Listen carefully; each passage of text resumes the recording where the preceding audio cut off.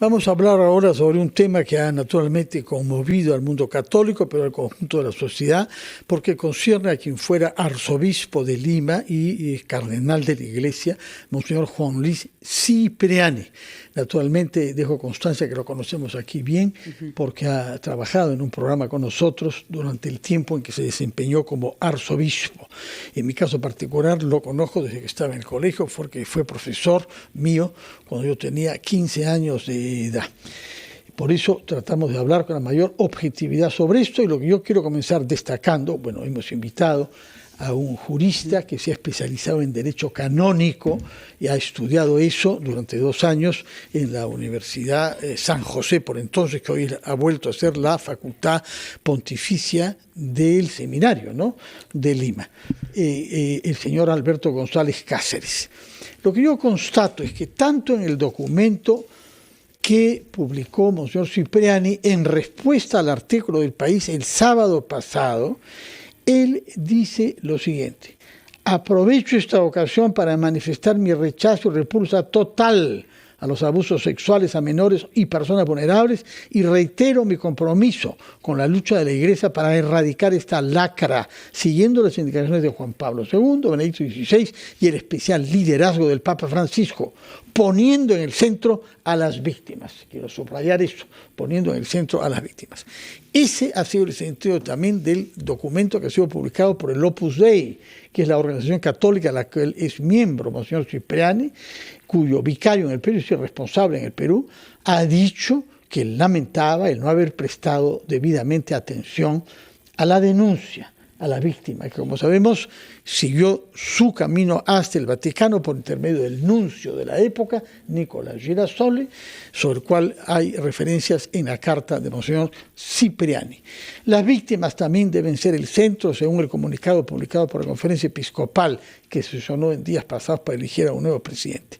Y yo quisiera preguntarle al experto en Derecho Canónico, el señor Alberto González Cáceres, todo el mundo está de acuerdo ahora que el centro deben ser las víctimas. ¿Cómo ha podido suceder que no se les prestó la debida atención a tiempo? Gracias por la invitación, Fernando Mávila. Buenos días, bienvenido. Buenos días. Debemos señalar en primer término, y esto no es una justificación, que la Iglesia está compuesta por personas. Y además, la atención a este tipo de problemas obedece cambios profundos dentro de todo tipo de organizaciones, particularmente dentro de la propia Iglesia Católica. Por ejemplo, en este caso concreto, si la acusación que se hace es que se ha producido una serie de hechos dentro del ámbito del confesionario. Tradicionalmente la confesión se realiza en lugares apartados, en lugares que conocemos como confesionarios. Actualmente varias diócesis, particularmente en Estados Unidos, en Europa, ya no se realizan las confesiones dentro de un ámbito cerrado y apartado. Se utilizan otro tipo de lugares que, si bien son apartados, son públicos justamente para evitar este tipo de problemas. Por lo tanto, los cambios que se hacen dentro de la Iglesia evidentemente son de carácter paulatino y tiene también que obedecer a costumbres que no se realizan de manera inmediata. Ahora, quisiera que nos explique, para quienes nos están escuchando, sobre todo en medio de la controversia que genera una noticia como esta, que uno en principio lee y no puede evitar decir, caramba, ¿qué pasó? ¿No? ¿Cómo interpretar realmente lo sucedido con Monseñor Cipriani? ¿Cuál es la situación de él? Es decir, ¿a qué obedece esta sanción cuando él al mismo tiempo ha negado cualquier tipo de abuso? Entonces, ¿dónde nos colocamos los católicos peruanos en este caso? A ver, esto tiene, frente a los hechos. Sí, claro, esto tiene que tomarse con mucho cuidado porque hay mucha desinformación y además las personas que no conocen, lamentablemente, ya sea por culpa propia, porque hay una obligación de los católicos de conocer qué es lo que tenemos que hacer en nuestra vida ordinaria y además en situaciones como estas de acá. La Santa Sede, estando su Santidad Juan Pablo II como Papa, promulgó el año 2001 una carta apostólica motu proprio denominada Sacramentoris Santitatis Tutela, en traducido al castellano, en la tutela o cuidado de la santificación de los sacramentos. Y él se estaba refiriendo concretamente en este caso a la penitencia y a la Eucaristía. Confesión, penitencia y la confesión. En este motu propio, lo que estableció su santidad Juan Pablo II era que aquellos delitos dentro del derecho canónico, las faltas se conocen como delitos. No se le puede dar la acepción del derecho común a la palabra delito. Aquellos delitos que atentan contra o que provienen de pecados contra el sexto mandamiento, y dentro de esto están el abuso sexual, tienen que ser tratados por la Congregación de la Doctrina de la Fe. No se trata en sede local. Sí. Por tal razón, cuando hubo una denuncia, y en este caso estamos dentro del ámbito especulativo porque no se ha conocido el expediente o la carpeta pero se han conocido las sanciones. Por eso, termino en ese la idea. Escenario, ¿cuál debería ser nuestra interpretación de Lo que ha ocurrido es que la denuncia ha ido a la Congregación para la Doctrina de la Fe, ex Santo Oficio, la cual está a cargo de un obispo. Y este obispo ha tenido 3 caminos. Por lo tanto, tiene que quedar descartado cualquier tipo de responsabilidad frente a los hechos por parte del episcopado peruano, porque el episcopado no tiene competencia para juzgar estos hechos. Sí. Tampoco puede achacársele responsabilidad a la orden religiosa, porque tampoco tiene competencia para resolver este tipo de hechos. Esto es de competencia estricta de la Congregación para la Doctrina de la Fe. El Vaticano mismo. Correcto. Porque el jefe de esa, que era Ratzinger, bajo Juan Pablo II, era el jefe durante 20 y tantos años, correcto, y luego Tomás Müller, son altas autoridades cardenales, correcto, que presiden eso. Es decir, es el Vaticano que se ha pronunciado sobre esto, tal y como lo dice Monseñor Cipriani. Tenemos que ir a una pausa, y ahí podré expresarte después de ella. Gracias. Con el tiempo que no tendríamos ahora. Con un abogado que tiene una formación como canonista, el señor Alberto González Cáceres, para que nos explique los alcances y la situación en la que se halla Monseñor Juan Luis Cipriani, quien fuera arzobispo de Lima y es cardenal de la Iglesia Católica. Yo quise plantear este tema desde el punto de vista de la prioridad que se debe dar a las víctimas, tal como todas las partes dicen ahora, pero que no se decía hace unos años. Ha hecho falta que suceda lo que pasó en Chile con el Papa, que obligó a renunciar a todos los obispos, para que quede claro que había una complicidad del silencio del episcopado chileno frente al caso famoso que tuvieron allá. En nuestro caso han habido periodistas que han denunciado durante años.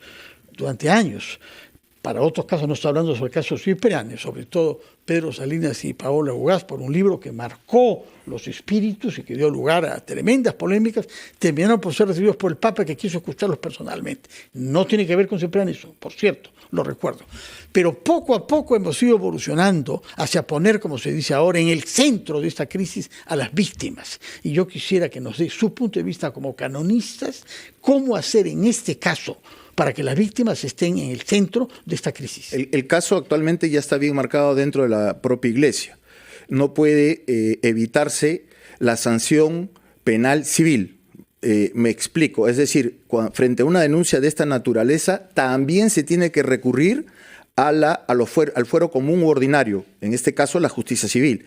Y dentro del ámbito civil tiene que haber un proceso penal a efecto de determinar las responsabilidades penales en el caso que haya existido una situación tan triste como la que estamos conversando. Lo que yo sepa, no ha habido ninguna denuncia ante el fuero civil. La denuncia sobre este caso particular no, por la víctima directamente al Papa. Sobre este caso particular no, pero la Iglesia lo atendió, y lo atendió dentro de, como mencionaba, la Congregación para la Doctrina de la Fe, quienes establecieron medidas cautelares preliminares, que está establecido dentro del procedimiento establecido por su santidad Juan Pablo II. Y las medidas preliminares son las que se han conocido de manera extraoficial, que es no puede limitaciones al ejercicio pastoral, no utilización de títulos u honores, y además de eso, que no puede trasladarse fuera del lugar donde está residiendo sin autorización. Y guardar silencio. Ciertamente. Ahora, lo que no quiere decir, estando frente a una medida cautelar, que la persona acepte la responsabilidad de los hechos por lo siguiente, porque debemos entender que la vida de un clérigo, ya sea de un clérigo secular o regular, está y tiene otra finalidad completamente distinta a los hombres ordinarios o laicos, por cuanto pueden haber sacrificios, circunstancias en que una persona puede recibir una sanción penal canónica y la recibe en silencio, aún siendo inocente, con la finalidad de expiar o de ofrecerse como víctima frente a Dios, frente a un acto de injusticia, ¿no? ¿Cree que esa es la situación de Monseñor Cipriani? Eso estará dentro del ámbito de su fuero interno y en lo personal considero que en cualquier circunstancia él tendrá que responder frente a Dios, sin perjuicio de que la persona que ha reclamado ha sido atendida dentro del seno de la Iglesia conforme sus protocolos. Claro, pero hay algo que Fernando decía durante la pausa que es interesante. El impacto que tiene, más allá de que usted diga que una posibilidad podría ser que ante esa sanción, Monseñor Cipriani simplemente la acata. Es lo que ha sucedido. No se defiende, no dice. Sin embargo, el comunicado que él ha hecho público recientemente niega los hechos que todos suponemos ocurrieron y que motivaron la sanción. En defensa de su honor. Sin embargo, eso no significa que él, dentro de su fuero interno y para efecto de ejemplo público, porque esa es la vida de los católicos, diga, voy a aceptarlo porque es el Papa. Eso lo entiendo, eso lo puedo entender como católica, pero lo que es importante es que estamos hablando de una persona que fue el jefe de la Iglesia Católica durante 20 años. Arzobispo de Lima, cardenal del Perú. Entonces, ¿qué impacto tiene esto, finalmente, esta noticia?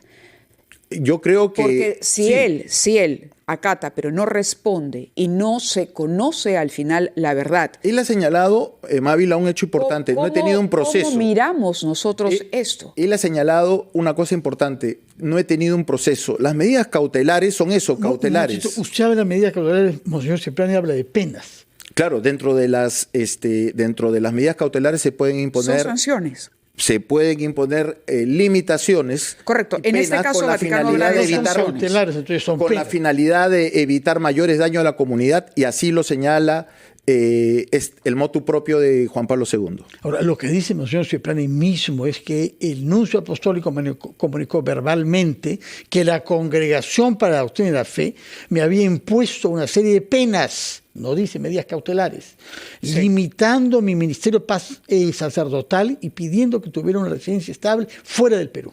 También se me pidió que guardara silencio, cosa que he hecho hasta ahora. ¿En qué circunstancias se impone una pena? Depende. Pueden ser en delitos ordinarios que se establecen las sanciones, penas y remedios dentro del ámbito del derecho canónico. Por ejemplo, un sacerdote que no cumple sus funciones. Correcto, pero la pregunta es, ¿recibe el Vaticano una denuncia como esta? ¿Inmediatamente la reacción es poner la pena? El camino de acuerdo al motu propio. ¿O se realiza una investigación? No, se realiza una investigación, pero depende también el motu propio. Lo que señala es que en casos que son abrumadoramente palpables, puede existir la cesación total de los derechos del presbítero o sacerdote de sus funciones o facultades. Claro, lo que quisiéramos entender es el protocolo. La denuncia se hace ante Vaticano, Vaticano decide imponer esta pena. ¿Qué pasa en el intermedio entre que se presenta la denuncia? Porque esto nos llevaría a pensar que cualquier denuncia presentada ante el Vaticano va a suponer que se le imponga penas de esta naturaleza a un cardenal. Las penas pueden ser de acuerdo al motu propio. O hay un proceso de investigación en el medio que determina el grado de las penas a aplicar. Sí. Por ejemplo. Claro, por ejemplo, puede ser la expulsión del Estado clerical. Y eso está bien claro y el Papa lo puede aplicar de acuerdo al motu propio. Que no ha sido el caso del cardenal Cipriani. No ha sido el caso. Pero tiene que haber una investigación que respalda la decisión que finalmente impone el Vaticano. ¿Y qué es lo que él está reclamando? No he tenido un proceso, un debido proceso. Por lo tanto, debemos entender que es una medida cautelar que se ha mantenido en el tiempo y que, de acuerdo a la tradición de la Iglesia... ¿Debería llevarse a cabo ese proceso? Yo creo que sí, porque para tiene que haber... aclarar las cosas y saber por supuesto, realmente tiene que haber paz en nuestro país respecto de alguien que ha sido una figura importante para la Iglesia Católica peruana. Ahora, en la carta que el sábado pasado nos hizo llegar Monseñor Cipriani, él dice, resulta grave que se publique de manera parcial información que parece proceder de documentación reservada de la Santa Sede, que ni siquiera yo tengo en mi poder. No sé bien cómo interpretar esta frase, pero ha dado lugar a una respuesta el día domingo del portavoz del Vaticano, el señor Matteo Bruni, que ha hecho saber que las sanciones, no medidas cautelares, contra Monseñor Cipriani siguen vigentes. Matteo Bruni, primero, no es clérigo, es un laico que está encargado de la sala de comunicaciones del Estado Vaticano. ¿Pero es portavoz oficial? Sí, claro que sí, él es el director de la sala de prensa. Sin embargo, en mi opinión, lo que debió haber existido, estando a la naturaleza de la acusación y a la naturaleza del dignatario, en este caso un cardenal, debió haber habido un pronunciamiento especial del Vaticano respecto a una acusación tan grave, al punto que hoy en día estamos frente a este problema que involucra a muchos actores. ¿El señor Bruni tiene algún tipo de, no se puede mandar por su parte? Es decir, si él sale a hablar, sale con la anuencia de alguien que le dice: pronúnciate. Yo dudo mucho. Este es el sentido, él es un portavoz. Sí, no es un yo decisor. dudo mucho, y lo digo como una opinión muy personal, que existan actualmente protocolos que sean cumplidos por personas que se encuentran dentro del Vaticano y que no tienen voto de obediencia, como es el caso de los clérigos, ¿no? Está cuestionando entonces directamente en lo personal, el papel para mí sí, porque Matteo. no es la forma. No es la forma. No es la forma. Yo creo que si ha habido alguien que reclama frente a que Monseñor haya venido acá al Perú sin autorización, estoy en el ámbito especulativo. No, eso no es así. Parece que se le ha autorizado por 3 días. Por 3 días. O en todo caso, que haya venido, debió haberse pedido explicaciones respecto a qué cosa es lo que está ocurriendo para que él esté acá en el Perú, y después de eso, de recibidas respuestas correspondientes, se actúe en consecuencia. Pero no la forma como se hace, que es mandar trascendidos a diarios que sabemos que su línea ideológica es contraria a la doctrina de la Iglesia. ¿Quién es responsable de esos trascendidos entonces? Yo considero que la persona que está encargada de la sala de prensa, ¿no? O sea, el señor... Matteo Bruni, sí, claro. En mi opinión muy personal. Está usted... especulando también. Especulando ahí y socavando la autoridad de la línea de mando. En lo absoluto, lo que sucede es que no hay un control, y dentro del propio la Iglesia está compuesta por personas, por seres humanos, que lamentablemente cometemos pecados. Y es como alguien que ha cometido pecados. En mi opinión personal, estos temas son tan delicados porque involucra el prestigio de un cardenal, involucra el daño y acrecentar el daño a una persona que ha hecho una acusación muy grave, involucra a las organizaciones a las cuales ha pertenecido Monseñor Juan Luis Cipriani, involucra a la Iglesia Católica y finalmente a todos los católicos que nos vemos envueltos en problemas como estos, ¿no? Muy bien. Ojalá que la luz se haga de una manera definitiva sobre esto y que no sigamos en las tinieblas, y sobre todo que nunca más suceda que el testimonio de una víctima, cualquiera que ella sea, se tome con indiferencia o se perciba que genera conflictos y en consecuencia hay que silenciarlo. Felizmente que aquí ha habido mucha tenacidad para perseguir temas. No me estoy refiriendo a este, sobre el cual no han habido publicaciones periodísticas, el tema no se conocía hasta el sábado pasado. Pero en muchos otros casos sí sabemos que hay víctimas, mujeres y hombres, a las cuales no se les escucha, en la Iglesia y fuera de la Iglesia. De manera que si algo positivo puede salir de acá, es lo que ha sido reconocido por todos, desde Monseñor Cipriani hasta el vicario del Opus Dei y la Conferencia Episcopal. Hay que prestar atención a las víctimas, porque el tema del abuso sexual es un tema demasiado generalizado en nuestro país. Fernando, si me permites, y hay también un llamado a toda la comunidad católica para rezar por nuestros sacerdotes, porque más allá de todos estos problemas y evidentemente los cambios que tienen que haber dentro de la institución respecto no solamente a la atención de estas situaciones, tiene que haber labores de prevención. Cambios de costumbres respecto, en este caso, a la administración de determinados sacramentos y el relacionamiento que tienen los sacerdotes y demás miembros de la Iglesia con la comunidad de manera general, ¿no? Muchísimas gracias, la doctor González. Con esa declaración suya.